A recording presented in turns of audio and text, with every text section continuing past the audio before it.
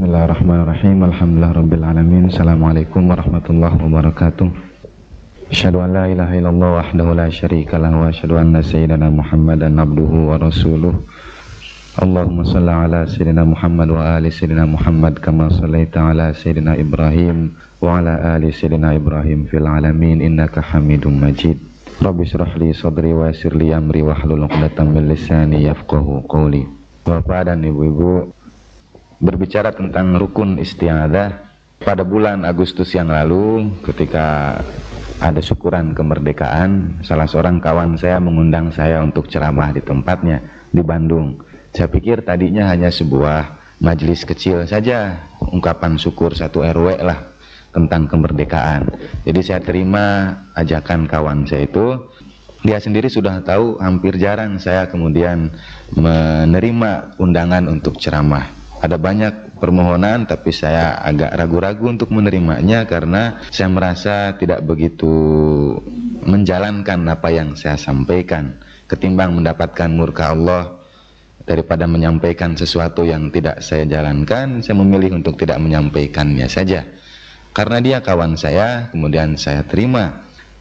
Dulu di antara kami itu sejak SMA ada kebiasaan berbuat jahil terhadap yang lainnya, yang disarankan untuk tidak diikuti oleh siapapun. Di antara perbuatan jahil yang pernah dilakukan oleh kawan saya adalah umpamanya kami sekitar 5 atau 6 orang, kemudian ada kawan saya mencuri foto kawan saya yang lainnya, kemudian dipasang di, waktu itu masih ramai mal-mal baru dibuka di Bandung, kemudian kita membuat sebuah pengumuman yang sangat besar.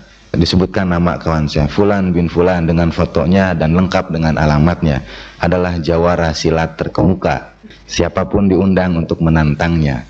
Dibuatlah undangan-undangan seperti itu, dan kawan saya kaget karena kemudian banyak orang berdatangan ke rumahnya menantang dia untuk silat. Dan dia kemudian berusaha sekuat tenaga untuk menyatakan bahwa dia tidak memasang pengumuman-pengumuman di tempat-tempat umum itu.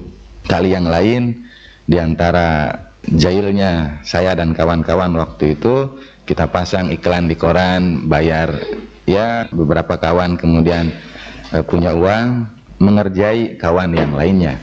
Nah, rupanya kebiasaan itu tidak berhenti hanya waktu dulu ketika masih di SMA. Kawan saya yang ini ngundang saya ceramah. Awalnya saya pikir hanya ceramah biasa saja.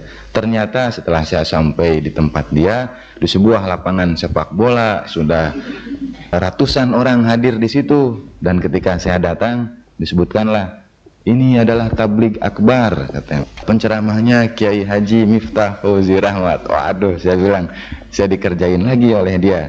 Dan ketika saya hadir di barisan panitia, orang-orang itu kemudian malah ada di antara panitia itu yang tanya sama saya, pembicaranya sudah datang belum Pak ya?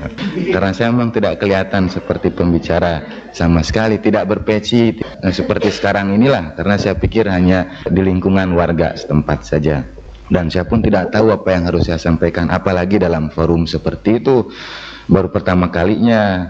Apalagi kemudian ditambah pesan dari panitia, kalau bisa ceramahnya 1 jam lebih lah, katanya. Karena warga di sini sudah meninggalkan kebiasaan acara Agustusan dengan musik-musik yang tidak begitu bermanfaat. Katanya mereka kemudian ingin mengisinya dengan nasyid, qasidahan, dan diakhiri dengan tabligh akbar. Jadi saya kemudian berusaha cari ide apa yang harus saya sampaikan di depan mereka yang jumlahnya waktu itu sangat banyak. Kemudian saya teringat sebuah peristiwa yang mengantarkan saya kepada rukun isti'adzah sekarang ini. Saya ceritakanlah kepada mereka bahwa waktu itu peristiwanya kemerdekaan, di tengah berbagai krisis apapun yang kita alami di negeri ini, sebetulnya masih lebih beruntung kita ketimbang saudara-saudara kita yang lain di belahan bumi yang lain. Saya ceritakan peristiwa ketika saya di Iran. Kebetulan madrasah tempat saya belajar itu dijadikan pelarian. Suatu saat ada sebuah aksi anti pemerintah dan aksinya bersenjata sehingga sampai darah berceceran di jalan-jalan. Kemudian beberapa orang itu lari ke tempat saya sekolah. ke tempat madrasah saya. Hampir selama 1 hari kota tempat saya belajar itu namanya kota Mashhad. Nah di situ dulu saya nyantri dan di tempat itu ada aksi menentang pemerintah. Kemudian selama 1 hari kota itu dikuasai oleh apa yang kita sebut munafikin, orang-orang yang anti pemerintahan Iran waktu itu. Mereka menghancurkan tempat-tempat pemerintahan, tetapi tidak menghancurkan tempat-tempat suci, tidak menghancurkan masjid, tidak menghancurkan apapun yang berhubungan dengan agama. Yang dihancurkan hanya gedung-gedung pemerintahan saja. Dalam situasi seperti itu, sebagaimana di kita juga, banyak rakyat yang kemudian menjarah, toko-toko itu dijarah. Di antaranya kawan-kawan saya yang nyantri juga. Ketika kita pulang di tempat kawan saya itu sudah tersedia perbekalan mungkin sebulan lebih. Ada beras di situ, ada minyak, ada roti dan lain sebagainya. Ketika kami kemudian desak dia untuk mengembalikan, dia bilang, saya terpaksa katanya, karena ketika dia berada di jalan, kemudian dia bertemu dengan kelompok yang menghancurkan tempat-tempat itu. Kata dia, kalau tidak saya ambil, tentu mereka akan mengira saya kelompok yang bertentangan dengan mereka. Jadi untuk menyelamatkan diri saya ambil juga barang-barang itu. Lalu saya bilang, dan untuk menyelamatkan Anda lebih banyak lagi, Anda tidak kembalikan barang itu, karena kemudian digunakan oleh dia. Lalu saya ceritakan juga dalam kesempatan Agustusan itu, ketika saya di Suriah, waktu itu suasananya agak panas karena ada pertentangan antara almarhum Hafid Asad waktu itu dengan adiknya. Ada semacam konflik politik yang juga bersenjata. Dan suatu saat ketika saya tengah berjalan menuju rumah kawan saya di sebuah bukit, jalan waktu itu di tengah-tengahnya ada pasar, biasanya rame, maklum ada pasar mestinya orang itu hilir mudik di situ. Tapi ketika tengah hari saya datang ke situ, kosong, tidak ada yang berjualan, bahkan pintu-pintu rumah pun sudah tertutup, lain dari biasanya. Dan saya tidak tahu ada masalah apa. Saya terus saja berjalan sampai kemudian saya dengar suara tembakan, dan saya tahu bahwa suara tembakan seperti itu pastilah bukan suara petasan atau apapun. Dan yang mengejutkan mata saya kemudian kira-kira 50 meter dari tempat saya, mungkin sampai ujung ruangan ini, ada 2 orang sedang duel. Hal yang biasa kita saksikan di televisi, waktu itu saya saksikan dengan mata kepala saya sendiri. Mereka saling baku tembak. Jadi wajar saja orang-orang kemudian menutup pintunya. Pasar juga kemudian terhenti karena mungkin takut kena peluru nyasar, atau yang paling ditakutkan oleh mereka sebetulnya adalah kalau ada di antara kedua itu yang kemudian terbunuh dan ada orang yang melihat siapa yang membunuhnya. Jadi kalau ada saksi, kemudian boleh jadi saksinya itu pun akan dihabisi. Dan waktu itu saya tidak tahu kemana saya harus berlindung, pintu-pintu rumah sudah ditutup. Saya berada tepat di tengah orang yang sedang baku tembak itu. Saya bersyukur kepada Allah Subhanahu wa Ta'ala, kalau saya datang mungkin 5 detik lebih awal, saya sudah berada di tengah orang yang sedang saling menembak itu. Lalu kemudian disinilah masuk isti'adzah, berlindung kepada Allah Subhanahu wa Ta'ala. Saya betul-betul pada posisi ketika saya tidak memiliki siapapun yang kepadanya saya bisa memohon pertolongan, tidak kepada manusia, tidak kepada siapapun yang ada waktu itu. Kemudian saya hanya bertawassul saja, memohon kepada Allah Subhanahu wa Ta'ala untuk menyelamatkan saya.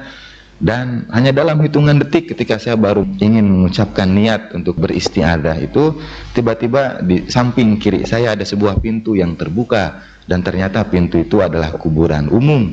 Biasanya pintunya ditutup, tetapi karena peristiwa waktu itu kemudian terbuka, saya masuk ke dalamnya, saya sembunyi di pekuburan itu sambil penasaran juga, ingin lihat siapa yang kemudian menang di antara baku tembak itu.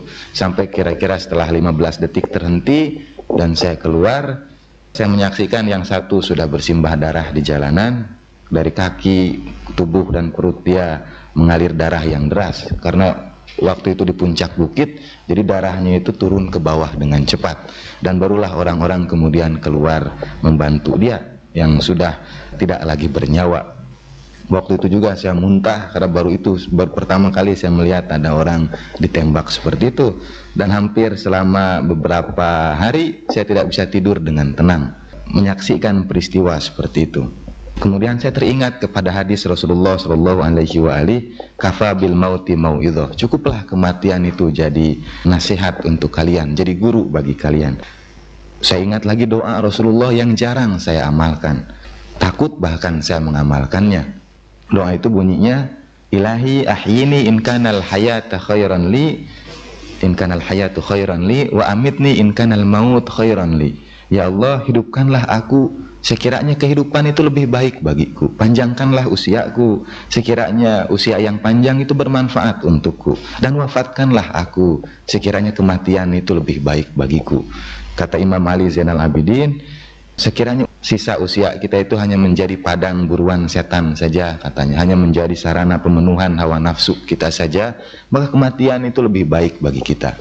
Dan Rasulullah mengajarkan kita untuk berdoa seperti itu, yang jarang saya amalkan, khawatir diijabah Allah Subhanahu wa Ta'ala.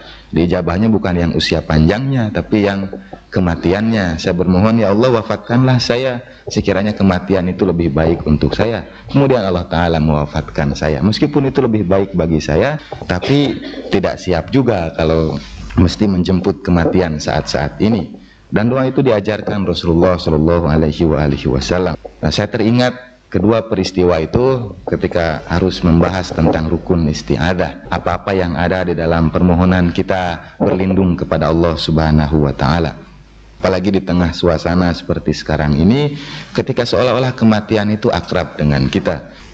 Di Timur Tengah sudah dari dulu kematian itu akrab dengan orang-orang yang ada di sana. Mungkin kita baru merasakan saat-saat ini. Dan Al-Quran memang mengatakan, walanabluwannakum bisyai'im minal khaufi wal ju' wa naqsim minal amwal wa basyiris sabirin. Akan kami uji kalian itu dengan rasa takut, kelaparan dan kekurangan harta benda kalian, dan kabarkanlah berita gembira kepada orang-orang yang sabar. Rasa takut itu pasti akan datang kepada kita sebagai ujian dari Allah Subhanahu wa Ta'ala. Dan sebetulnya ketika kita dihimpit oleh rasa takut itulah kemudian masuk fungsi isti'adzah di situ. Permohonan kita untuk berlindung kepada Allah Subhanahu wa Ta'ala. Ada 5 rukun isti'adzah kata Fakhrul Razi dalam tafsirnya. Yang pertama, pengertian isti'adzah itu sendiri. Yang kedua, pelaku isti'adzah atau yang disebut dengan al-musta'idz. Dan yang ketiga, al-musta'adz bihi, cara kita beristi'adzah. Yang keempat, al-musta'adz minhu, dari apa kita beristi'adzah. Dan yang kelima, fima yusta'adzu anhu, sebab-sebab kita beristi'adzah kepada Allah Subhanahu wa Ta'ala. Yang pertama, pengertian isti'adzah. Yang kedua, siapa yang harus beristi'adzah. Yang ketiga, cara kita beristi'adzah, bagaimana caranya kita memohonkan perlindungan itu. Dan yang keempat, dari apa kita beristi'adzah. Yang kelima, sebab-sebab kita beristi'adzah pada Allah Subhanahu wa Ta'ala. Isti'adzah mungkin sudah dibahas dari pertemuan-pertemuan sebelumnya. Kalau kita runut dari bahasa Arab, penggunaan kata alif, sin, dan ta, isti, sama seperti istiqomah atau istikharah, juga isti'adzah, menunjukkan sebuah proses. Dulu ketika saya belajar nahwu shorof bahasa Arab, untuk mengingat kata-kata baru itu diberikan kata-kata kunci. Antara lain, kalau awalnya alif, sin, dan ta, seperti dalam kata isti, itu artinya memohonkan. Isti'adzah, memohonkan perlindungan. Istikharah, memohonkan yang baik, dari kata khair. Istiqomah, memohonkan supaya kita teguh dalam pendirian. Istighfar, memohonkan ampunan kepada Allah Subhanahu wa Ta'ala. Segala yang dimulai dengan isti bisa kita terjemahkan dengan permohonan. Tinggal kesananya apa? Kalau kesananya ghafaro, berarti kita memohonkan ampunan. Kalau kesananya istisqa, berarti kita memohonkan diturunkan hujan, memohonkan diturunkan air. Dan karenanya kalau dilihat dari akar katanya, maka apapun yang menggunakan awalan isti itu menunjukkan sebuah proses. Isti'adzah pun adalah proses kita memohonkan perlindungan pada Allah Subhanahu wa Ta'ala. Hakikat dari isti'adzah adalah yang pertama, perasaan kita bahwa kita memang membutuhkan perlindungan. Kata Allah Subhanahu wa Ta'ala dalam sebuah hadis qudsi, orang yang paling sombong di antara makhlukku itu adalah orang yang tidak mau bergantung kepadaku. Orang yang bisa merasa seolah-olah menyelesaikan seluruh permasalahannya oleh dirinya sendiri atau oleh orang-orang di sekitarnya. Orang yang tidak mau bertawakal kepada Allah disebut sebagai orang yang paling sombong. Dalam hadis yang lain, bahkan orang yang tidak mau berdoa kepada Allah Ta'ala disebut sebagai orang yang paling sombong. Dalam hadis qudsi kepada Nabi Musa, Allah Ta'ala berkata, mintakanlah kepadaku garam untuk supmu dan tali untuk mengikat sepatumu. Kita diperintahkan untuk bermohon kepada Allah Subhanahu wa Ta'ala. Beberapa minggu yang lalu ketika saya di sini juga kebagian materi tentang perangkap-perangkap setan, waktu itu saya akhiri dengan sebuah kisah Nabi Yusuf alaihissalam yang karena ketidakbergantungannya kepada Allah Ta'ala kemudian menambahkan hukuman dia di penjara selama 7 tahun lamanya. Hanya karena kesalahan Nabi Yusuf titip pesan kepada orang supaya nasibnya bisa diselamatkan oleh Fir'aun waktu itu. Bayangkan dengan kita semua yang bukan hanya 1 atau 2 hal saja, tapi mungkin dalam banyak hal kita melupakan kebergantungan kita kepada Allah Subhanahu wa Ta'ala. Karena itu hakikat isti'adah dimulai dengan izzatur rububiyah wa dhillatul ubudiyah, dengan pengakuan kita tentang keagungan Allah Subhanahu wa Ta'ala dan kerendahan diri kita, ketidakberdayaan diri kita, bahwa diri kita itu tidak mempunyai harga apa-apa. Kata Imam Ali karamallahu wajhah, ilahi kafani izzan an takuna li rabba wa kafani fakhran an akuna laka abda.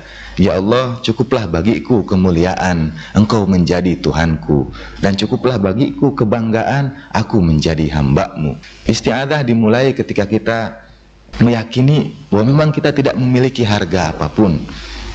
Karena isti'adah itu sebuah proses. Ketika kita memohon perlindungan kepada Allah Subhanahu wa Ta'ala, proses itu diawali dengan bahwa diri kita itu tidak memiliki harga apapun. Kita tidak berharga sama sekali. Bahkan kalau kita merujuk ke dalam hadis-hadis tasawuf, akan sangat banyak kita temukan hadis yang menghilangkan harga diri kita itu. Bahkan kalau berbicara agak filosofis, sebetulnya diri kita itu tidak wujud sama sekali. Yang ada itu hanyalah Allah Subhanahu wa Ta'ala. Di antara penafsiran sufistik tentang ayat dalam surat Al-Baqarah bahwa ciri orang yang bertakwa itu adalah yu'minuna bil ghaib, beriman kepada yang gaib, seorang sufi menantang waktu itu murid-muridnya, apa yang dimaksudkan dengan beriman kepada yang gaib itu? Kata murid-muridnya, yang gaib itu adalah sesuatu yang tidak bisa dilihat oleh mata. Oke, sebutkan apa yang tidak bisa dilihat oleh mata itu. Kemudian dia katakan beriman kepada jin dan makhluk halus lainnya. Lalu sufi itu mengatakan jin bisa dilihat oleh manusia, ada orang-orang tertentu yang bisa menyaksikannya. Kemudian dia sebutkan lagi, kalau begitu malaikatlah yang gaib, karena malaikat tidak bisa disaksikan oleh mata. Lalu sufi itu kembali mengatakan para nabi adalah orang-orang yang pernah menyaksikan malaikat turun kepada mereka, dan para nabi adalah manusia juga, karena itu malaikat tidak bisa termasuk ke dalam kategori yang gaib. Muridnya kemudian jawab lagi, kalau begitu Allah Subhanahu wa Ta'ala lah yang gaib. Yu'minuna bil ghaib artinya beriman kepada kegaiban, dan Allah Ta'ala lah yang gaib. Kemudian guru sufi itu menjawab, bagaimana mungkin kau akan mengatakan Allah Ta'ala itu gaib, padahal Al-Quran mengatakan fa'inama tuwalu wujuhakum fathamma wajhullah, kemanapun kamu palingkan wajah kamu akan kamu lihat wajah Allah di situ. Dalam doa dari Imam Hussein, doa hari Arafah, doa pada 9 Dzulhijjah ketika wukuf di Arafah, Imam Hussein itu berdoa, ilahi mata ghibta hatta tahtaju ila dalil. Ya Allah, kapan sebetulnya engkau itu gaib sehingga kami membutuhkan dalil untuk mengenalmu? Kapan sebetulnya engkau itu jauh dari kami sehingga kami membutuhkan petunjuk bahwa engkau itu dekat dengan kami? Karena memang Allah Ta'ala tidak pernah gaib dari kita dan tidak pernah jauh dari kita. Dan sebetulnya kita tidak membutuhkan dalil ataupun petunjuk untuk itu semua. Lalu ketika muridnya kebingungan, sufi itu menjelaskan, kalau sudah jin bukan disebut dengan gaib, malaikat bukan yang gaib, bahkan surga dan neraka pun bukan yang gaib, karena Al-Quran mengatakan tsumma latarawunnal jahim, nanti kalian akan lihat neraka itu. Jadi neraka bukan sesuatu yang gaib. Allah Ta'ala pun disebut bukan sebagai sesuatu yang gaib. Kemudian muridnya tanya, kalau begitu apa yang dimaksudkan dengan yang gaib? Kata sufi itu, kata gurunya kemudian menjawab, yang gaib itu adalah kita semua. Kita Allah sebetulnya yang gaib. Dan ketika seseorang mengatakan yu'minuna bil ghaib, beriman kepada yang gaib, sebetulnya dia meyakini yang ada itu hanya Allah Subhanahu wa Ta'ala, dan dirinya itu tidak ada artinya sama sekali, tidak ada wujudnya sama sekali, dan dia baru memperoleh arti kehidupannya itu ketika dia menjalankan lanjutan ayat itu, yuqimunas shalah wa mimma razaqnahum yunfikun. Kalau dia menjalankan sholat sebagai perwujudan syariat perintah-perintah Allah Ta'ala kepada kita, dan itu amalan ritualnya dan amalan sosial. Wa mimma razaqnahum yunfiqun, yang menafkahkan sebagian dari apa yang sudah kami rizkikan kepada mereka. Dengan itu kemudian dia memperoleh artinya dari yang gaib, dia kemudian menjadi sesuatu yang berarti. Ada pembahasan yang menarik memang seputar itu, karena kalau kita gaib, apa artinya semua yang kita lihat sekarang ini, apa artinya wujud kita. Tapi pada sekedar pembahasan isti'adzah, kita hanya akan mengacu bahwa sebagai sebuah proses, isti'adzah diawali dengan keyakinan kita bahwa kita tidak berarti sedikit pun, dan kita harus menggantungkan diri kita sepenuhnya kepada Allah Subhanahu wa Ta'ala dalam setiap keadaan. Dan Allah Ta'ala mengecam orang-orang yang melepaskan kebergantungan kepada dirinya. Itulah hakikat isti'adzah. Kita awali dengan izzatur rububiyah wa dhillatul ubudiyah, dengan mengagungkan pencipta kita dan menghinakan diri kita. Seluruh amal ibadah kita diawali dengan seperti itu. Sholat kita, zakat kita, puasa kita, semuanya diawali dengan kerendahan diri kita di hadapan Allah Subhanahu wa Ta'ala. Dan dosa yang paling besar yang kemudian harus kita ucapkan isti'adzah, kita harus berlindung kepada Allah Ta'ala dari itu. Kemudian kita ucapkan a'udzubillahi minasyaitonirrajim adalah yang pertama sekali terjadi dalam peristiwa penciptaan manusia, yaitu ketika iblis kemudian enggan untuk sujud kepada Adam. Dosanya adalah takabur. Kata Rasulullah, ada 3 dosa besar manusia yang membuat dia terjatuh kepada dosa-dosa yang lainnya. Yang pertama takabur, itulah yang dilakukan oleh iblis ketika dia menolak untuk sujud kepada Adam. Yang kedua rakus, tamak, itulah yang dilakukan oleh Adam dan Siti Hawa ketika seluruh kenikmatan surga itu diberikan kepada mereka berdua, tapi mereka tetap memakan buah yang dilarang Allah Subhanahu wa Ta'ala. Dan yang ketiga hasud, itulah yang dicontohkan oleh Kabil ketika membunuh saudaranya Habil. Jadi 3 dosa pertama umat manusia. Dan kalau kita jatuh kepada dosa yang paling awal saja, takabur, di situ kita sudah harus memulai untuk beristi'adzah kepada Allah Subhanahu wa Ta'ala, memohon perlindungan kepada Allah Ta'ala. Karena termasuk takabur yang paling kecil adalah ketika kita merasa bahwa kita mampu menyelesaikan segala sesuatunya oleh diri kita sendiri, dan kita tidak bergantung kepada Allah Ta'ala.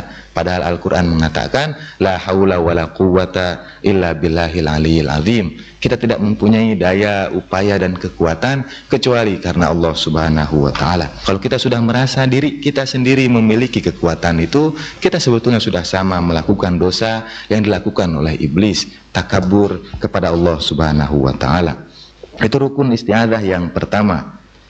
Rukun isti'adzah yang kedua, yaitu pelaku isti'adzah al-musta'idz. Al-musta'idz, siapa yang beristi'adzah kepada Allah Subhanahu wa Ta'ala? Semua kita, semua makhluknya adalah orang-orang yang harus memohonkan perlindungan kepada Allah Subhanahu wa Ta'ala. Bahkan Al-Quran menceritakan banyak kisah ketika para nabi pun diperintahkan Allah Ta'ala untuk memohon perlindungan kepada Allah Subhanahu wa Ta'ala. Padahal ketika seseorang diutus sebagai nabi, diutus menjadi rasul untuk kaumnya, sudah tentu Allah Ta'ala akan melindungi mereka. Bagaimana mungkin Allah Ta'ala tidak melindungi seseorang yang menjadi utusannya?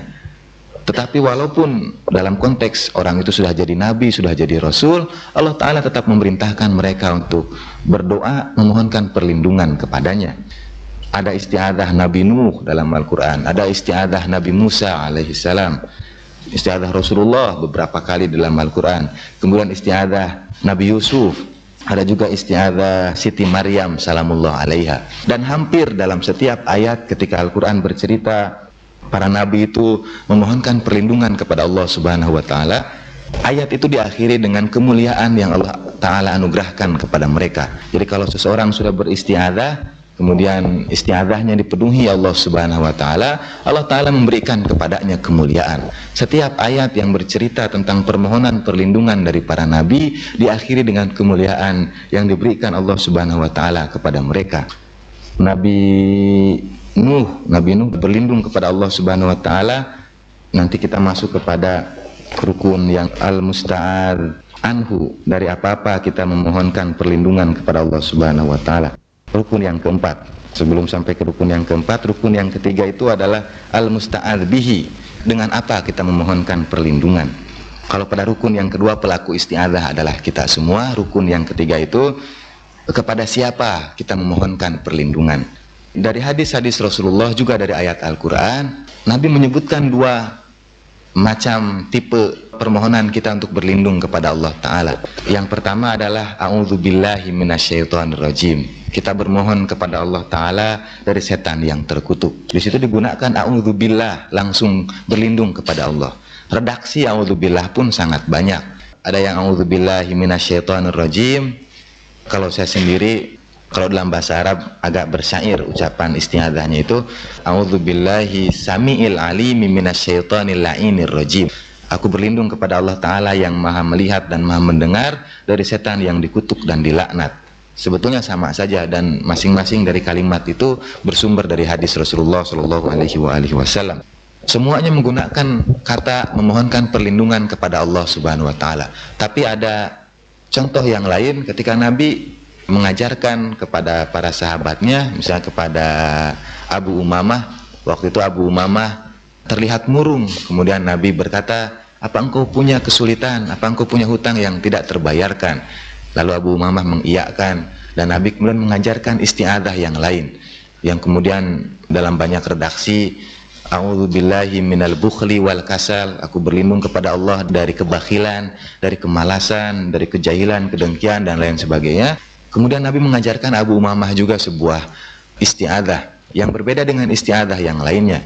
Kalau isti'adzah yang lainnya itu a'udzubillah, langsung menggunakan kata Allah Subhanahu wa Ta'ala. Tapi doa yang diajarkan Nabi kepada Abu Umamah adalah a'udzubikalimatillah. Aku berlindung dengan kalimat Allah Subhanahu wa Ta'ala. Jadi tidak langsung dengan Allah Ta'alanya, tapi berlindung dengan kalimat Allah Subhanahu wa Ta'ala. Kemudian para ulama berusaha menafsirkan apa yang dimaksudkan dengan kalimat Allah Subhanahu wa Ta'ala. Kalau berlindung langsung kepada Allah Ta'ala, kita tidak menemukan kesulitan sama sekali untuk memahaminya. Tapi kalau berlindung kepada kalimat Allah, apa yang dimaksudkan dengan kalimat Allah Subhanahu wa Ta'ala? Kemudian salah seorang sufi, Sayyid Haidar Amuli, menceritakan 3 macam isti'adzah dengan kalimat Allah Subhanahu wa Ta'ala itu. Yang pertama adalah isti'adzah ketika seseorang berlindung dari perbuatan Allah Subhanahu wa Ta'ala dengan mengucapkan misalnya a'udzu bi afwika min iqabik. Ya Allah, aku berlindung kepada ampunanmu dari murka-Mu. Kita memohonkan perlindungan dari perbuatan Allah Ta'ala yang satu, memohonkan perlindungan kepada perbuatan Allah Ta'ala yang lainnya. Jadi kita berlindung daripada Allah Ta'ala itu memberikan murkanya kepada kita, kita memohon perlindungan kepada ampunan Allah Subhanahu wa Ta'ala. Sehingga dalam doa, dalam sebuah doa dikatakan, ya Allah, sekiranya dosa-dosaku itu lebih besar, maka ampunanmu jauh lebih besar lagi. Sekiranya maksiat yang aku kerjakan jauh lebih banyak, maka maaf dan kasih sayangmu jauh lebih luas lagi. Kita berlindung dari perbuatan Allah Subhanahu wa Ta'ala. Orang yang berada pada tahap itu, kata Sayyid Haidar Amuli, meyakini tauhid fi'li, meyakini bahwa apapun yang ada di alam semesta ini semuanya adalah perbuatan Allah Subhanahu wa Ta'ala. Apapun yang terjadi pada diri kita itu adalah perbuatan Allah Subhanahu wa Ta'ala. Karena itu ketika kita berlindung kepada Allah Ta'ala, sebetulnya kita berlindung kepadanya dari perbuatannya yang lain. Kita berlindung kepada Allah Ta'ala dari perbuatan Allah Ta'ala yang lainnya juga. Dulu ketika saya membahas perangkap-perangkap setan, saya mengajukan sebuah pertanyaan bahwa boleh jadi sebetulnya setan itu menjalankan skenario dari Allah Subhanahu wa Ta'ala, menjalankan rencana Allah Subhanahu wa Ta'ala. Karena itu, karena dia menjalankan rencana Allah, Allah Ta'ala mengizinkannya, maka apapun yang dia lakukan, apapun yang setan lakukan berada dalam izin dan kekuasaan Allah Subhanahu wa Ta'ala. Apapun yang menimpa kita kemudian berasal dari Allah. Jadi kalau kita memohon perlindungan kepada Allah, sebetulnya kita memohon perlindungan kepada Allah dari perbuatan Allah yang lainnya. Itu makom yang pertama, tauhid fi'li. Kemudian naik sedikit, tauhid sifati. Seseorang kemudian berlindung kepada Allah Ta'ala dari sifat-sifatnya. Kalau yang pertama dari perbuatannya, yang kedua dari sifatnya. Misalnya doa yang dibaca itu, a'udzu biridhoka min sakhatik. Ya Allah, aku berlindung kepada ridhomu dari amarahmu. Orang yang sudah sampai pada tahap ini memandang apapun yang terjadi sebagai cerminan sifat Allah Subhanahu wa Ta'ala. Barulah kemudian pada tahap yang ketiga yang rada sulit kita pahami. Sayyid Haidar Amuli menyebutkan doanya yang bahkan pernah diucapkan oleh Sayyidina Ali bin Abi Thalib, "Ya Allah, a'udzubika minka." Ya Allah, aku berlindung kepadamu darimu. Saya sendiri agak sulit memahaminya. Bagaimana mungkin kita berlindung kepada Allah untuk menjauhkan kita dari dirinya sendiri, atau kita bermohon, agak sulit juga saya menafsirkannya. Tapi kata Sayyid Haidar Amuli, kalau orang sudah sampai pada tahap itu, dia sudah masuk pada tauhid zati. Ketika dia sudah mengesahkan zat Allah Subhanahu wa Ta'ala, ketika dia sudah mengakui dirinya itu tidak punya arti apa-apa. A'udzubika minka, ya Allah, aku berlindung kepadamu darimu. Wallahu a'lamu bissawab. Entah apa yang dimaksudkan dengan pengertian berlindung kepada Allah Ta'ala dari Allah Ta'ala sendiri. Mungkin nanti kita bisa berdiskusi kalau ada di antara bapak dan ibu yang berkenan untuk berbagi pengetahuan, kira-kira apa yang dimaksudkan dengan a'udzubika minka, aku berlindung kepada Allah Ta'ala, aku berlindung kepadamu dari dirimu. Nah, kita masuk pada rukun yang keempat, al-musta'adz minhu. Dari apa saja kita memohonkan perlindungan kepada Allah Subhanahu wa Ta'ala? Sebetulnya Allah Ta'ala memerintahkan kita untuk berlindung dari apapun. Kalau pada tingkat yang terakhir saja kita diperintahkan untuk berlindung kepada Allah dari Allah, a'udzubika minka, maka sebetulnya dari yang lainnya kita memohonkan perlindungan kepada Allah Subhanahu wa Ta'ala. Sangat banyak di dalam Al-Quran perbuatan-perbuatan kita yang kemudian Allah Ta'ala mengatakan agar kita memohonkan perlindungan kepada Allah Subhanahu wa Ta'ala. Misalnya kita ambil dalam satu surat yang pendek saja, surat terakhir Al-Quran, surat An-Nas. Qul, katakanlah, a'udzu birabbin nas. Qul a'udzu birabbin nas, malikin nas, ilahin nas, min syarril waswasil khannas, alladzi yuwaswisu fi sudurin nas, minal jinnati wan nas. Katakanlah, perintah kepada Rasulullah dan juga kepada kita semua. A'udzu birabbin nas, aku berlindung kepada Tuhan manusia.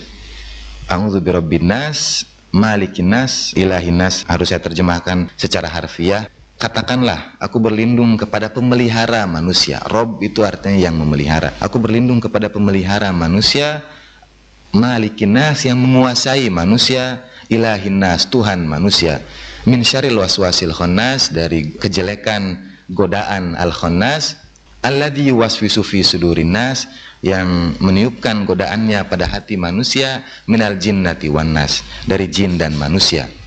Di situ hanya dalam 3 qul a'udzu birabbin nas, malikin nas, ilahin nas, disebutkan 3 perlindungan kita, 3 ucapan kita untuk memohonkan perlindungan kepada Allah Subhanahu wa Ta'ala. Berlindung kepada pemelihara manusia, berlindung kepada penguasa manusia, berlindung kepada Tuhan manusia. Kata Imam Ghazali, digunakan 3 kata. Sebetulnya kan Allah Ta'ala bisa saja menggunakan qul a'udzu billah dan meliputi itu semua, meliputi Rabbin nas, malikin nas, juga ilahin nas. Tapi disebutkan ada 3 macam hal yang harus kita mohonkan perlindungan.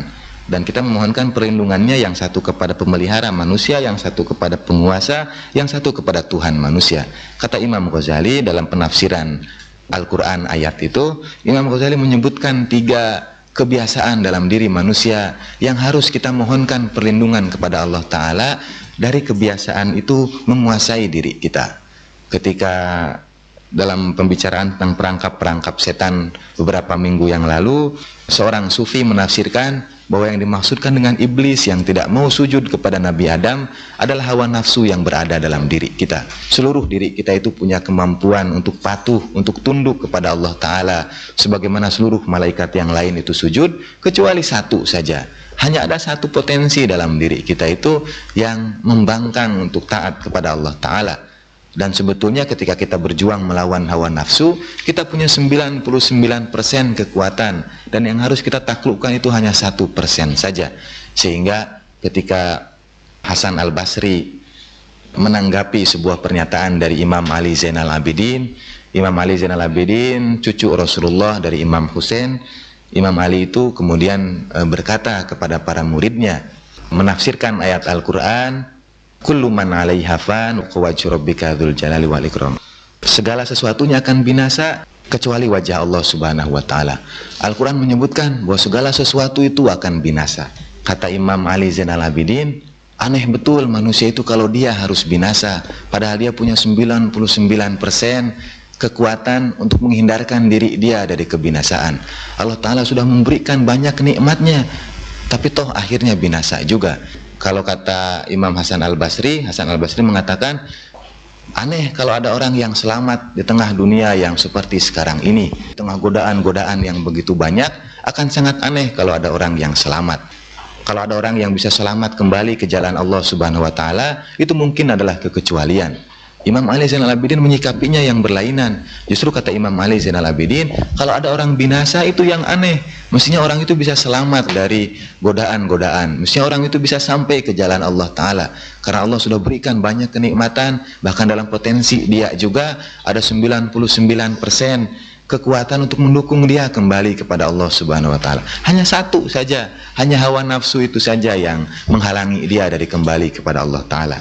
Nah, dari hawa nafsu itulah kemudian kenapa kita memohonkan perlindungan dengan Rabbin Nas, Malikin Nas, dan Ilahin Nas. Kata Imam Ghazali, ada 3 sifat dalam diri kita yang kalau itu menguasai kita, maka celakalah kita semuanya. Dan 3 sifat itu adalah ghadab, amarah kita, syahwat, dan hawa. Ghadab, syahwat, dan hawa. 3 sifat buruk yang kemudian bisa melahirkan sifat-sifat yang lainnya. Ghadab adalah sifat amarah kita. Imam Ghazali mengambil ghadab ini dari hadis qudsi ketika Nabi Musa dalam perjalanan menuju Allah Subhanahu wa Ta'ala bertemu dengan iblis. Lalu kata iblis, wahai Musa, engkau akan berangkat menuju Tuhan, sampaikan kepadanya aku sudah bertaubat, aku ingin kembali ke hadiratnya. Lalu kemudian Nabi Musa berangkat menuju Allah Ta'ala, dia sampaikan permohonan iblis. Kata Allah Ta'ala, kalau iblis mau kembali kepadaku, perintahkan dia untuk bersujud ke kuburan Adam alaihissalam. Karena dulu dosa iblis pun membangkang untuk sujud kepada Adam. Lalu Nabi Musa menyampaikan itu kepada iblis. Lalu kata iblis, dulu ketika dia masih hidup aku tidak bersujud, bagaimana mungkin aku harus bersujud ketika dia sudah mati? Jadi ketika dia masih hidup saja dulu aku tidak mau sujud, apalagi setelah dia mati. Banyak orang mengkritisi hadis qudsi itu dengan misalnya apakah mungkin iblis bertaubat atau tidak, atau hanya sekedar permainan saja. Tapi sebetulnya ada hikmah yang diambil dari peristiwa Nabi Musa dengan iblis itu. Iblis kemudian mengajarkan kepada Musa, wahai Musa, karena engkau sudah menyampaikan pesanku kepada Allah Ta'ala, aku ajarkan kepadamu 3 hal yang kalau engkau lakukan itu engkau akan selamat dari terjerumus kepada apa yang menimpa aku.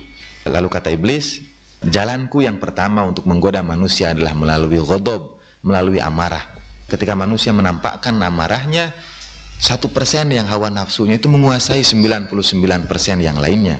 Lalu jalan yang kedua, kata iblis, aku memasuki orang-orang yang sedang berjihad, orang-orang yang sedang berada di jalan Allah Ta'ala, aku kabarkan kepadanya tentang keluarganya, tentang anak istrinya. Dan itulah pintu syahwat kita. Dan yang ketiga, pintu yang dimasuki iblis itu adalah kecenderungan manusia kepada dunia, keinginan dia kepada hal-hal yang mengenakkan dia, hal-hal yang memabukkan dalam kehidupan dunianya, dan itu disebut dengan hawa. Jadi ada 3 pintu iblis yang iblis masuk ke dalam diri kita, amarah, ghadab, kemudian syahwat, dan hawa. Dan untuk semuanya itu surat terakhir An-Nas itu menjawab ketiganya. Kita diperintahkan untuk kul a'udzu birabbin nas, berlindung kepada pemelihara manusia dari ghadab, dari pintu yang pertama. Lalu malikin nas, dari pintu yang kedua, yaitu syahwat. Dan ilahin nas, dari pintu yang ketiga, yaitu hawa kita. Hawa adalah ketika, kembali lagi kepada pembahasan yang pertama, ketika seseorang kemudian melepaskan kebergantungannya kepada Allah Subhanahu wa Ta'ala. Ara'aita man ittakhadha ilahahu hawa. Tidakkah kamu lihat orang yang menganggap hawa nafsunya sebagai Tuhannya, orang yang sudah mempertuhankan kehendak dirinya. Dan kita berlindung kepada itu dengan menyebutkan qul a'udzu birabbin nas, malikin nas, ilahin nas. Barulah setelah itu semua kemudian kita bisa menghadapi min syarril waswasil khannas alladzi yuwaswisu fi sudurin nas minal jinnati wan nas. Kalau kita tidak teguh pada 3 yang pertama, pada amarah, pada syahwat, dan hawa, jangan harap kita bisa berhasil mematahkan godaan-godaan setan yang lainnya yang berasal dari luar diri kita. Karena godaan yang paling awal itu dari dalam diri kita dengan ghadab, syahwat, dan hawa. Sedangkan syarril waswasil khannas itu dari orang lain, dari jin dan manusia yang menggoda kita untuk tidak taat kepada Allah Subhanahu wa taala. Tapi godaan yang paling awal berasal dari diri kita sendiri. Karena itulah surat An-Nas diawali dengan permohonan kita untuk berlindung kepada Rabbin Nas, Malikin Nas, dan Ilahin Nas. Baru setelah itu kita berlindung kepada Allah Ta'ala dari godaan yang lainnya. Jadi kalau kita tidak bisa mematahkan godaan yang ada dalam diri kita, bagaimana mungkin kita bisa mematahkan godaan yang datangnya dari orang lain? Itu al-musta'adzu minhu, rukun yang keempat. Dari apa saja kita memohonkan perlindungan kepada Allah Subhanahu wa taala. Pada al-musta'adzu minhu ini juga ada 3 isti'adzah yang harus kita lakukan. Yang pertama isti'adzah qauliyah, kita ucapkan a'udzubillahi minasyaitonirrajim, isti'adzah dalam bentuk ucapan. Yang kedua isti'adzah fi'liyah, isti'adzah dalam bentuk perbuatan. Kita betul-betul menjauhkan diri kita dari sesuatu yang menjauhkan kita dari Allah Subhanahu wa taala. Dan yang ketiga isti'adzah qalbiyah, isti'adzah dalam hati kita, menghilangkan dalam hati kita itu setan yang ada di dalamnya. Saya sangat percaya betul bahwa dalam hati kita itu ada setannya, karena pertama ayat Al-Quran sendiri mengatakan bahwa yang menggoda manusia itu kadang-kadang manusia yang lainnya juga. Kemudian dalam hadis qudsi Allah Ta'ala berkata, wahai manusia, aku siapkan surga untuk kalian, tapi sebelum kalian masuk ke dalamnya, aku usir setan dari surgaku, dan tempatku di dunia adalah hatimu. Sudahkah kamu bersihkan hatimu dari setan-setan yang ada di dalamnya? Jadi sebetulnya isti'adzah yang ketiga isti'adzah qalbiyah. Yang pertama qauliyah, yang kedua fi'liyah, yang ketiga qalbiyah. Kita membersihkan hati kita, memohonkan perlindungan kepada Allah Ta'ala dari setan-setan yang berada di dalamnya. Sehingga kata Nabi dalam Ihya Ulumuddin, kalau saja tidak ada setan yang bersemayam dalam hati manusia, niscaya manusia sudah mampu melihat ke alam malakut, sudah mampu melihat keajaiban-keajaiban alam malakut. Kalau saja tidak ada setan yang ada dalam hatinya. Dan boleh jadi setan yang dimaksudkan itu adalah 3 hal tadi, ghadab, syahwat, dan hawa yang ada dalam diri kita. Nah, rukun yang terakhir dalam isti'adzah adalah fima yusta'adzu lahu. Untuk apa sebetulnya kita memohonkan perlindungan kepada Allah Subhanahu wa taala? Untuk apa kita memohonkan kepada Allah Ta'ala agar kita dijauhkan dari setan, dari bujukan hawa nafsu, atau dari makhluk-makhluk yang lainnya? Kata Fakhrul Razi, kebutuhan itu sebetulnya adalah sesuatu yang fitrah. Rukun yang kelima ini mau tidak mau sebetulnya ada dalam diri manusia. Manusia itu menginginkan kebaikan, dia cenderung kepada kebaikan, cenderung kepada kesempurnaan. Karena dia cenderung kepada kesempurnaan, maka dia pun akan menjauhkan dirinya dari hal-hal yang menjauhkan dia dari kesempurnaan itu. Bahkan kata Mullah Sadra, manusia itu seumpama 2 sisi mata uang. Kalau dia merindukan sesuatu, maka dia akan mempunyai keinginan untuk menjauhkan dirinya dari sesuatu yang lain. Kalau dia merindukan Allah Subhanahu wa taala, maka ada keinginan juga dari diri dia untuk menjauhkan dari apapun yang menjauhkan dia dari Allah Subhanahu wa taala. Seperti kalau kita mencari ilmu, semakin kita tahu, semakin tidak tahu kita itu. Jadi semakin banyak pengetahuan yang kita miliki, semakin kita tahu masih banyak pengetahuan yang lainnya lagi. Semakin kita merindukan Allah Subhanahu wa taala, semakin kita merasa seolah-olah Allah Ta'ala itu jauh dari kita. Dan kita berusaha untuk selalu terus-menerus mendekatkan diri kita kepada Allah Subhanahu wa taala. Dan hakikat dari permohonan perlindungan kita kepada Allah Subhanahu wa taala adalah pada rukun yang kelima ini, semakin banyak kita memohonkan perlindungan kepada Allah Ta'ala, semakin besar juga kebergantungan kita kepada Allah Ta'ala, semakin tumbuh keinginan kita untuk selalu berlindung kepadanya dalam setiap keadaan. Itulah sebetulnya pada rukun yang kelima alasan kita beristi'adzah. Selain untuk hal-hal menjauhkan diri dari hawa nafsu dan lain sebagainya, sebetulnya inti yang paling utama untuk menumbuhkan dalam diri kita kebergantungan hanya kepada Allah Subhanahu wa taala saja. Semakin sering kita beristi'adzah, semakin sering kita merasa betul-betul membutuhkan Allah Subhanahu wa taala. Dan semakin sedikit kita beristi'adzah, semakin dekat kita kepada dosa yang pertama dilakukan oleh iblis, yaitu takabur, dengan menganggap bahwa kita bisa menyelesaikan segala permasalahan atau apapun yang ada oleh diri kita sendiri. Bapak dan Ibu, saya kira itu saja dulu mungkin Ustaz. Nanti kita lanjutkan dengan diskusi. Terima kasih. Silakan Bapak sekarang kita adakan tanya jawab. Hal-hal yang berkaitan dengan rukun isti'adzah ini Apalagi mungkin Bapak Ibu sekalian, tidak apa kita utarakan pengalaman-pengalaman seperti Ustaz Miftah, seperti saya tadi, supaya lebih mantap dalam menerima konsep atau ilmu isti'adzah ini, khususnya rukun ini, di dalam kehidupan kita sehari-hari. Silahkan. Assalamualaikum warahmatullahi wabarakatuh. Maaf Pak Ustadz, saya mau tanya tentang Nabi Yusuf itu. Bukan dalam Quran dikasih tahu jika kita akan suatu umat akan berubah jika ia berusaha. Jadi saya pikir Nabi Yusuf itu berusaha dengan cara itu, bukan dia enggak beristiazah. Istiazah itu kan bertingkat-tingkat, setiap orang sesuai dengan keimanannya. Saya mau bertanya, bagi seorang awam belum bisa 100% menggantungkan masalahnya ke Allah, harus dia juga berusaha. Itu yang pertama Pak Ustadz. Kedua, saya bertanya, saya pernah baca tapi saya lupa di ayat berapa kalau sesungguhnya manusia itu sangat congkak karena dia mau menanggung walaupun alam semesta tidak mampu menanggungnya. Saya mau bertanya, apa maksudnya manusia yang nggak mampu, yang dia congkak itu apa dalam ayat itu? Assalamualaikum warahmatullahi wabarakatuh. Terima kasih Bu. Sejauh yang saya tahu tentang dua pertanyaan Ibu, yang pertama, IAIN di Bandung itu saya ngajar mata kuliah Sufi Healing, penyembuhan tasawuf.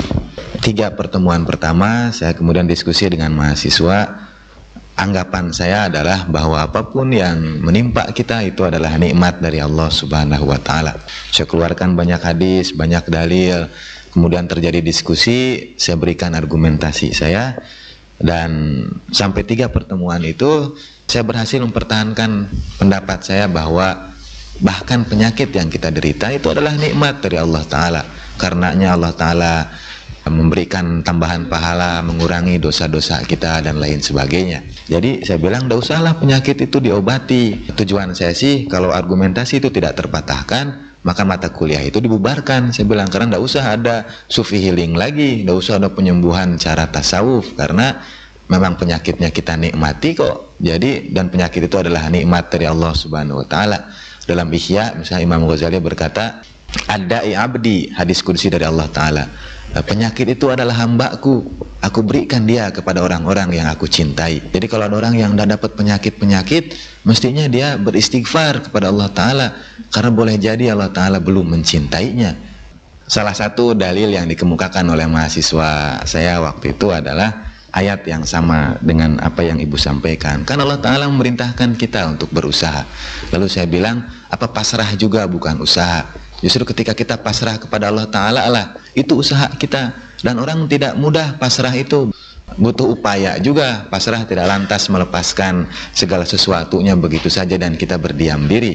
Bahkan ayat ini digunakan oleh penafsir yang lain, mengatakan bahwa sebetulnya la yughayyiru ma biqaumin hatta yughayyiru ma bi anfusihim, itu adalah, kan kalau kita menerjemahkan, Allah tidak akan mengubah nasib suatu kaum sebelum kaum itu mengubah nasibnya sendiri. Nah, sebetulnya kata nasib tidak ada dalam ayat itu. Kalau kita terjemahkan secara harfiah, Allah tidak akan mengubah apa yang ada pada kaum itu sebelum kaum itu mengubah diri mereka sendiri.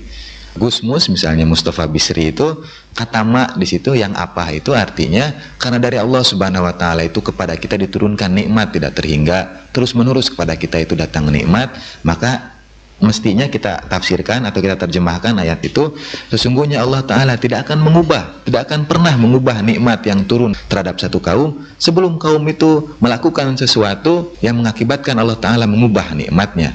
Mungkin mengubahnya menjadi azab, mengubahnya menjadi musibah. Padahal pada kaum itu diturunkan nikmat terus menerus, dan sekiranya kita pasrah, tetap terus menerus beribadah kepada Allah Ta'ala, Allah Ta'ala tidak akan mengubah nikmat yang sudah diberikan kepada kita. Mengenai Nabi Yusuf itu sebetulnya dalam kisah Jalaluddin Rumi. Dalam kisah Rumi, dan saya yakin Rumi bersumber dari hadis, dikisahkanlah tentang Nabi Yusuf yang memohon permintaan kepada sahabatnya untuk dilepaskan dari penjara. Sebetulnya komentar, karena permohonan itulah Nabi Yusuf kemudian mendekam 7 tahun lamanya lagi di penjara, itu komentar dari Jalaluddin Rumi. Jadi kisah Jalaluddin Ruminya hanya menceritakan Nabi Yusuf memohonkan kepada sahabatnya supaya disampaikan kepada Firaun, titik. Lalu kata-kata Rumi sendiri, dan karena itulah Jadi mungkin penafsiran Jalaluddin Rumi sendiri. Mungkin karena itulah kemudian Nabi Yusuf mendekam 7 tahun lamanya lagi di penjara. Karena alasan yang sesungguhnya hanya Allah Ta'ala yang tahu mengapa kemudian Nabi Yusuf tinggal 7 tahun lamanya lagi di penjara. Cuma Jalaluddin Rumi mengatakan boleh jadi karena dia menitipkan nasibnya itu kepada manusia. Dan untuk seorang Nabi yang sudah menjalani berbagai macam ujian, ketika dia jatuh di sumur, dia tidak memohonkan pertolongan siapapun kecuali Allah Subhanahu wa Ta'ala. Dan karena dia bermohon kepada Allah, kemudian datanglah kafilah yang mengangkat dia dari sumur itu. Kemudian ketika Nabi Yusuf digoda oleh Siti Zulaikha, dia pun tidak memohonkan perlindungan kepada siapapun kecuali kepada Allah saja. Dalam ayat Al-Qur'annya dalam surat Yusuf, ketika Siti Zulaikha itu datang, kemudian terjadi peristiwa yang bapak dan ibu sudah tahu. Karena memohon perlindungan kepada Allah Subhanahu wa Ta'ala itulah kemudian Nabi Yusuf diselamatkan dari Siti Zulaikha. Walaupun dalam doa itu aku lebih memilih penjara ketimbang aku ditaklukkan oleh hawa nafsuku, sehingga kemudian dia masuk ke penjara. Di dalam dua kejadian itu Nabi Yusuf hanya memohon kepada Allah Ta'ala saja. Tidak ada dalam kisah ketika dia dikejar oleh Siti Zulaikha kemudian Nabi Yusuf berlindung kepada Amir, kepada suami Siti Zulaikha itu. Berlindungnya kepada Allah Ta'ala saja. Tapi dalam peristiwa yang ketiga, ketika dia hendak dibebaskan dari penjara, Nabi Yusuf malah memohon pertolongan manusia. Dan mungkin karena tingkatan yang sudah tinggi, kalau kata para sufi, kalau orang sudah sampai pada tingkatan yang tinggi melakukan perbuatan awam, maka itu sama saja berbuat dosa. Kalau orang sudah rajin sholat tahajud, tiba-tiba dia meninggalkan sholat tahajud misalnya, seperti para nabi, buat para nabi meninggalkan sholat tahajud bisa jadi dosa buat mereka, tapi tidak buat kita. Jadi untuk orang yang sudah sampai ke tingkat itu seperti Nabi Yusuf, dia kemudian harus menerima akibatnya.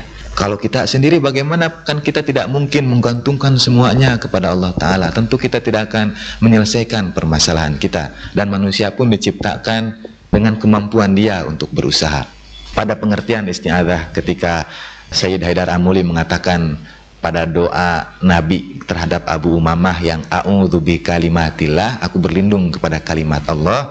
Yang dimaksudkan dengan kalimat Allah itu adalah, kata Sayyid Haidar Amuli, orang-orang di sekitar kita yang membantu kita mendekatkan diri kepada Allah Subhanahu wa Ta'ala. Artinya dengan memohonkan bantuan kepada mereka, sama saja kita itu memohonkan perlindungan kepada Allah Subhanahu wa Ta'ala. Memohonkan bantuan orang-orang yang dekat dengan Allah Ta'ala. Disitulah masuk kemudian konsep tawasul. Tawasul kan memohonkan bantuan juga terhadap orang-orang yang soleh sepanjang sejarah. Jadi ketika kita memohonkan bantuan kepada orang lain, asasnya mestinya hanya satu, yaitu permohonan bantuan itu mendekatkan diri kita kepada Allah Subhanahu wa Ta'ala. Kalau karena alasan itu, maka kita bisa meminta tolong kepada siapapun, karena hakikat pertolongan kita sebetulnya adalah untuk mendekatkan diri kita kepada Allah Subhanahu wa Ta'ala. Dan sekiranya seluruh pekerjaan kita itu kita tujukan untuk mendekatkan diri kita kepada Allah, maka memohon pertolongan manusia agar kita dekat dengan Allah sama saja dalam rantainya itu dengan memohon perlindungan kepada Allah Subhanahu wa Ta'ala. Itu menurut pemahaman saya yang pendek. Yang kedua, ayat yang ibu tanyakan adalah wa kanal insan zaluman jahula, dan manusia itu zalim dan jahil. Diberikan amanat kepada langit tapi langit enggan memikulnya, diberikan amanat kepada bukit tapi bukit juga enggan memikulnya, diberikan amanat kepada manusia, manusia mau memikulnya. Dan itu diakhiri, dan manusia adalah makhluk yang zalim dan jahil. Dalam ayat yang lain, khuliqal insana ajula, diciptakan manusia itu dalam ketergesa-gesaan. Ketergesa-gesaan jadi sifat diri kita. Kemudian zalim juga jadi sifat diri kita, jahil juga jadi sifat diri kita.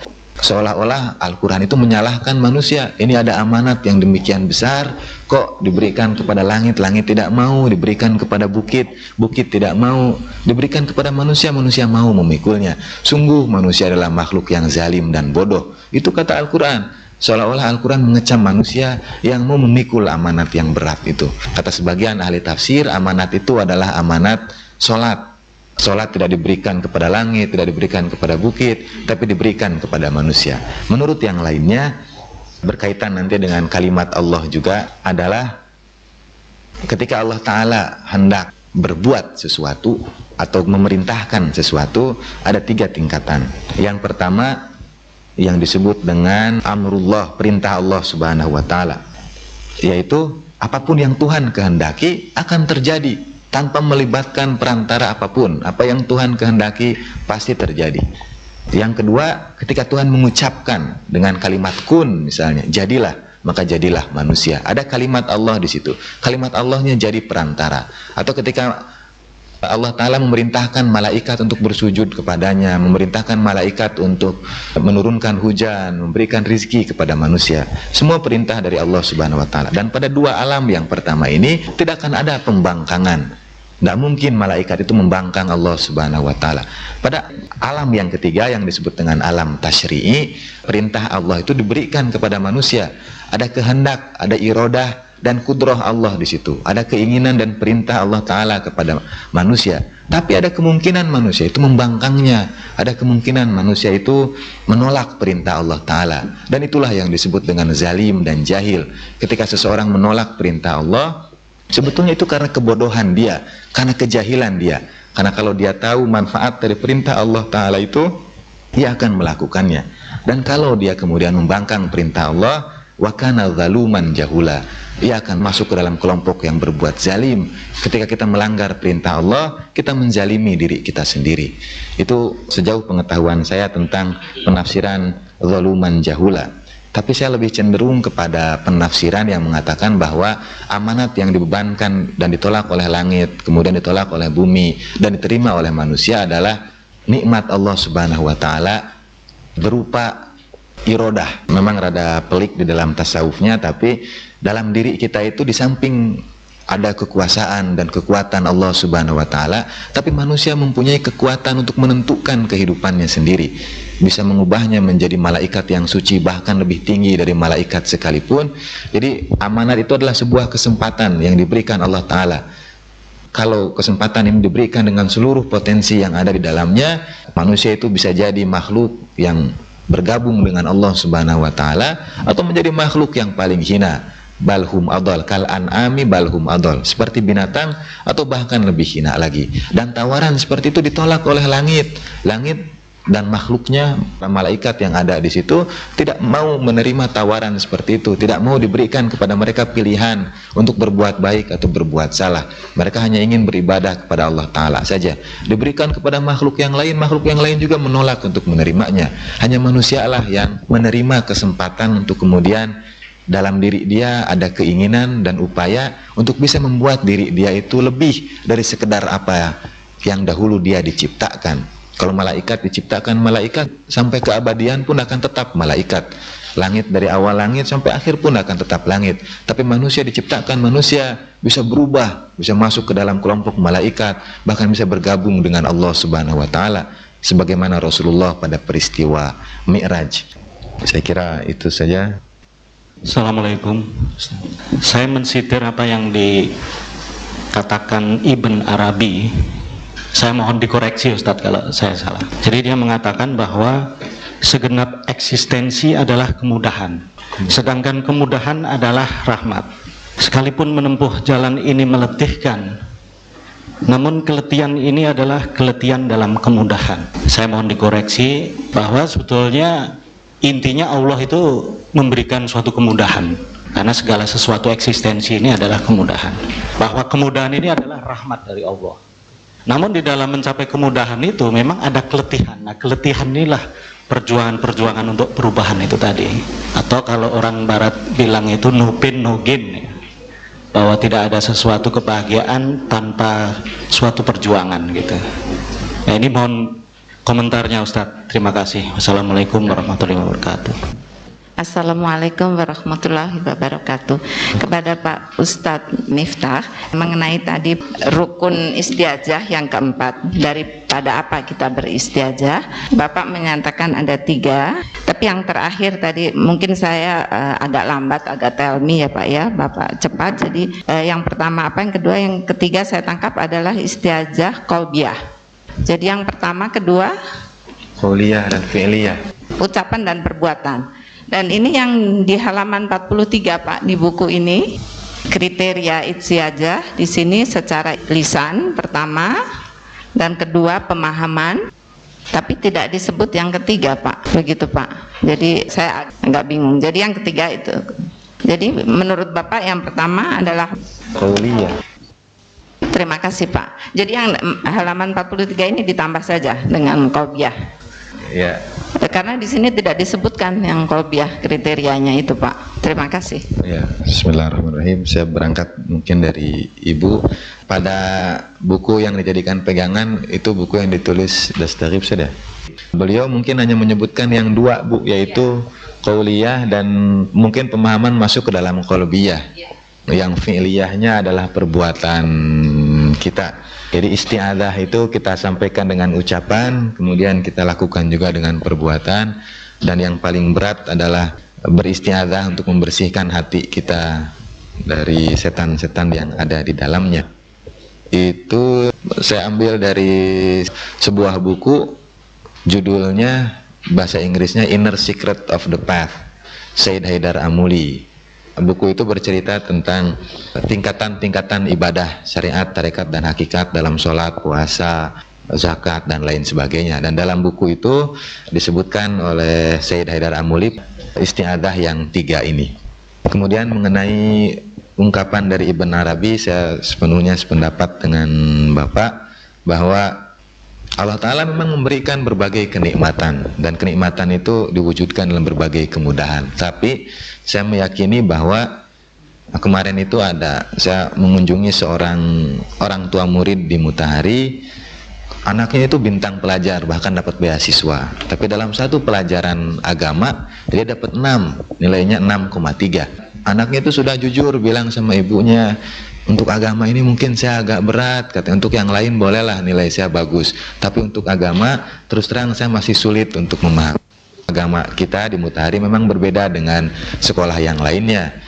Pada kali pertama anak masuk, kita sudah berbicara tentang eksistensi Tuhan. Kita minta anak-anak membuktikan bahwa Tuhan itu memang ada. Kita sangkal dengan berbagai dalil. Dalam pelajaran yang lain dia bagus, tapi agamanya jelek. Pulang dari rumah ibu itu, kemudian saya SMS karena saya tidak tega menyampaikannya di depan orang-orang banyak yang hadir waktu itu. Saya SMS ibu itu, saya bilang seseorang harus mengetahui derita berada di bawah untuk bisa mengapresiasi posisi dia di atas. Jadi kalau dia tidak pernah menderita, tidak mungkin dia bisa mengapresiasi ketika dia berada dalam kenikmatan. Jadi harus anak-anak itu kadang-kadang merasakan kegagalan, biar dia bisa menghargai ketika dia itu berada pada posisi yang menguntungkan. Dan buat saya seluruh keletihan yang disebutkan Bapak tadi itu adalah nikmat juga dari Allah Ta'ala untuk mengatakan bahwa gimana kita bisa tahu yang mudah kalau kita tidak tahu yang susah?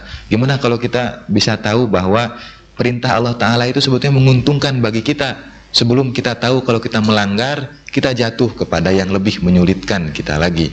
Jalan menuju yang bersih itu dimulai dari yang kotor. Bagaimana mungkin kita bisa tahu yang bersih kalau kita tidak tahu yang kotor lebih dahulu? Jadi kemudahan yang merupakan rahmat dari Allah Ta'ala disertai dengan jalan yang penuh keletihan. Keletihannya sebetulnya untuk menunjukkan bahwa Allah Ta'ala memberikan banyak kemudahan bagi kita. Diri kitalah yang mempersulit. Dan karena kita mengetahui berbagai macam keletihan dalam perjalanan menuju Allah Subhanahu wa Ta'ala itu, kita kemudian akan merasakan nikmatnya kemudahan-kemudahan yang diberikan Allah Subhanahu wa Ta'ala. Tadi pagi Pak, saya mendengar dari TV bahwa zikir yang banyak, misalnya sampai 3.000, itu bisa membuat orang gila atau bagaimana itu Pak? Nah itu salahnya di mana itu Pak?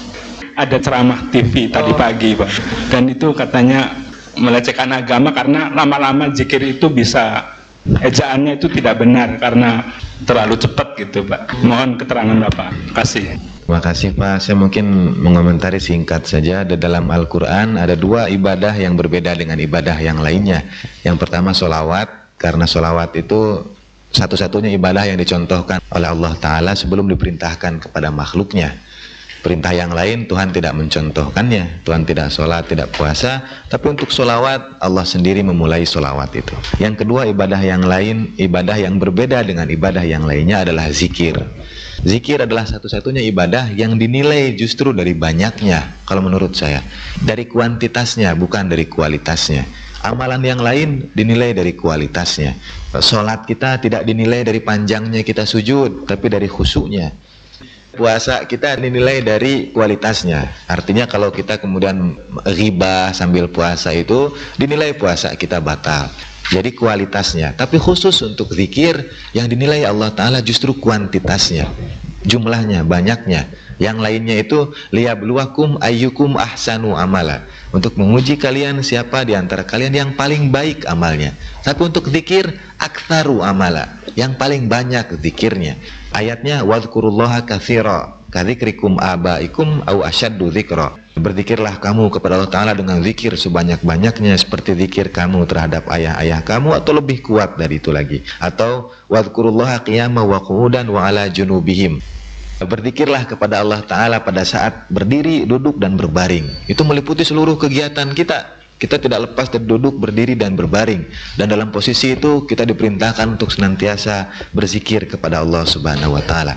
Bedanya, kalau saya meyakini, zikir kepada Allah itu terbagi menjadi beberapa bagian. Yang pertama zikir dengan lisan. Itu boleh sebanyak mungkin. Apa kemudian orang bisa jadi gila atau tidak dengan zikir yang banyak seperti itu, saya pribadi belum menemukan contohnya. Dan buat saya, kegilaan atau kewarasan seseorang bergantung dari sudut mana kita memandangnya.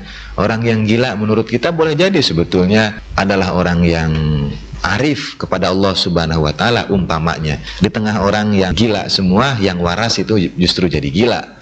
Kemudian apakah itu melecehkan agama atau tidak? Kalau saya melihat dari niatnya, sepanjang dia berniat untuk mendekatkan diri kepada Allah Ta'ala dan tidak melecehkan, katakanlah tidak kemudian dicemoohkan zikir-zikir yang ada di situ, tentu bukankah Allah Ta'ala sendiri la yanzuru ila suwarikum walakin yanzuru ila qulubikum. Allah Ta'ala tidak melihat bentuk peribadatan kita itu, tapi dilihat dari hatinya, dilihat dari esensi peribadatan, niat kita menjalankan ibadah itu. Jadi semakin banyak zikir justru lebih baik. Yang kedua, saya meyakini selain zikir yang kita ucapkan dari lidah kita, kemudian hati kita, zikir juga bisa berarti upaya kita, kerja keras kita selama ini.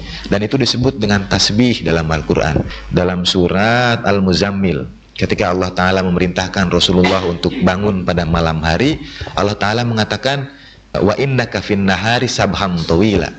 Aku tahu ya Muhammad, kira-kira terjemahan bebasnya seperti itu.